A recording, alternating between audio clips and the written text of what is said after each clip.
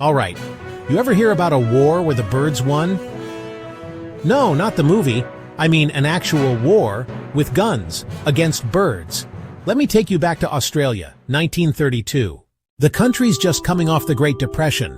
Farmers are struggling, and suddenly, bam, a new enemy appears on the horizon. Not rabbits, not locusts, but emus.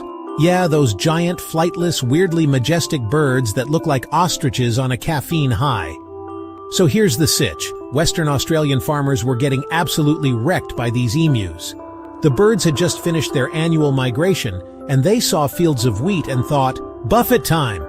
We're talking about 20,000 emus, just charging through crops, like it's Black Friday at a department store. The farmers?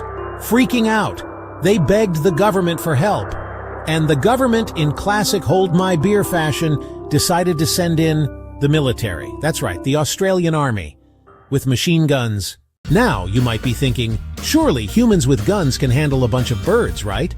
Oh, sweet summer child. Let's see how that went. First attempt. The soldiers set up their shiny new Lewis machine guns, ready to show these birds who's boss. The emus? They scatter like pros, running in all directions. Turns out, emus are Olympic-level sprinters. And the army? Not so much. The soldiers barely hit anything.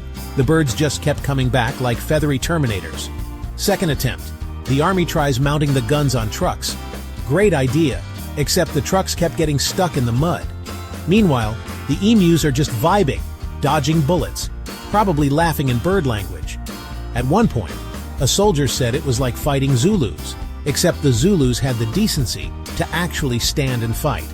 After a few weeks, the army fired over 2,500 rounds of ammo. Want to guess how many emus they got? About 1,000. That's less than one emu per 3 bullets. The rest? They just kept on munching wheat and living their best lives. Eventually, the government was like, maybe this isn't working. They pulled the military out. The emus, victorious. The score, emus 1, Australia 0. So what did we learn? Never underestimate a bird with a plan.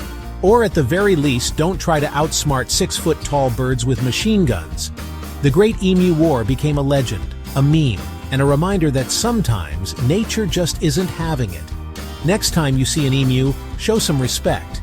They're not just birds, they're war veterans. Thanks for watching. If you enjoyed this wild piece of history, hit that like button and let me know in the comments, what other absurd wars should I talk about next?